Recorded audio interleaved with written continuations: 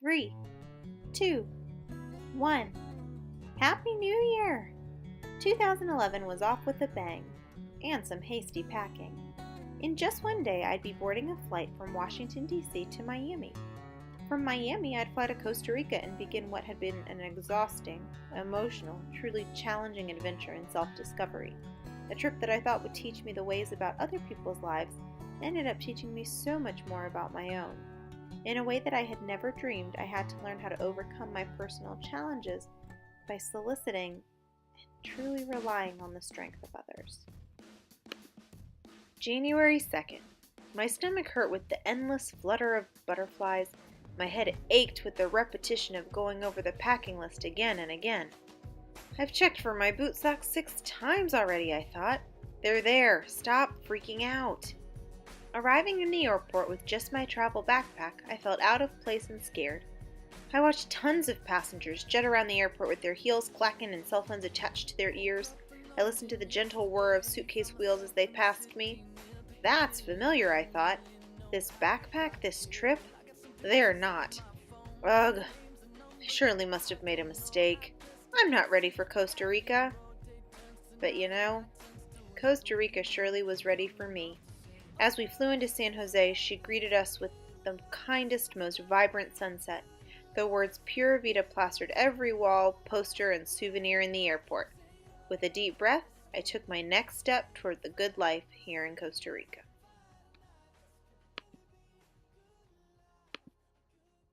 January 4th. Oh, what a day. After spending a night settling into San Jose, we were tasked with our first job of the trip. Buy ingredients for dinner. Go! Wow, I thought, this will be interesting. I barely know the difference between the coins in my pocket, let alone knowing what a guanábana is or how to make arroz con pollo. I was determined to try it on my own with just the help of my peers. But it didn't quite turn out as planned. After insulting a shop owner by giving him too little money, and almost getting lost on the way back, our guide Leslie stepped in to give us a hand. Her sage words? People are willing to help if you are not too proud to heed their advice. It was one of my first experiences with the superiority complex. I was humbled real quick. And when it came to the cooking that night, let's just say Leslie is a very patient instructor. January 5th, or as I remember it, the day where I forgot how to breathe. It was our first hike and I could not have been more excited. Until I found myself near the end of the pack. We had been hiking for miles.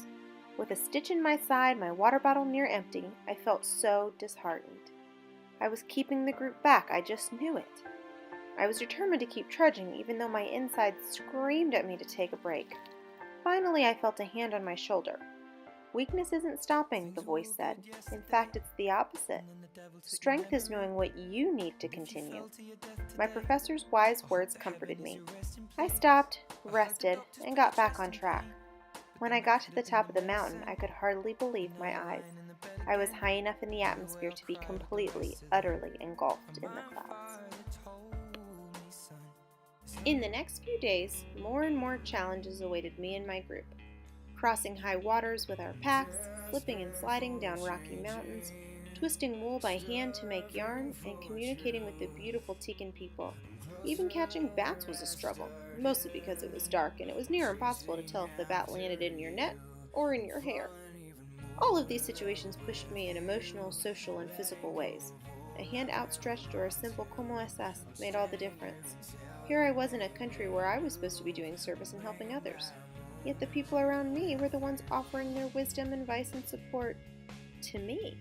It wasn't until years later that I honestly reflected on the power of their actions and what it meant to me and so many others in that group. January 16th, the day I faced my most elevated fear, literally. We trekked through the canopy of the rainforest. It was amazingly beautiful. We all thought so. Well, until we got to the day's surprise, a zipline platform. That was probably the worst possible surprise for me, and I no longer found the place amazingly beautiful. I have a huge fear of heights. I shared this with my buddy David. He calmly said, "It's a challenge by choice. They certainly won't make you do anything you don't want to do." I explained that I wanted to do it, but I was worried that I couldn't. He said, "You never let anyone else say can't. Why would you allow it for yourself?" He had a point. I braced myself to climb. I geared up. I can do this, I said. I can do this. I climbed about a third of the way up. Oh gosh, this is high. I heard the encouragement from my peers, even the ones who weren't my closest friends. I can't let them down, I thought. Keep climbing. One foot, then the other. Another foot, then the other. One foot. Oh no! It slipped. I regained footing and miraculously made it to the top. Our guides Josue and Daniel were there to help strap us into zip lining gear. Oh my gosh, I said as I sat down on the platform. I can't believe I made it. But there's no way I can zip line down. No way. Josue whispered, just try it. You'll fly. You'll never know anything like it. I knew he was right. I knew I needed to try it. I counted to 3 and stood up. I told the guides, I'm doing it. 3, 2, 1. This picture was taken immediately after. Tears streaming down my face, this was my proof that I had done it. Tears of anxiety, of joy, of pain, of triumph. I had never been prouder of myself. I had also never been so reliant on others to both keep me safe and make me feel safe. I was unbelievably thankful. Do you want to know what my helmet says in the picture? Euphoria, a state of ultimate happiness. I learned a lot while on my trip to Costa Rica. The lesson that stands out above all else, though, was how to overcome challenges by allowing myself to turn to others. I can never thank my group, my guides, or my professors enough for helping me grow as an individual during these 3 weeks abroad. These wonderful people taught me what it felt like to be in the clouds. They showed me what it meant to fly and allowed me to do it. And as the sun set on my trip to Costa Rica, I didn't feel sad about it all coming to a close. An end really isn't an end, is it? To me, it's more like a new beginning.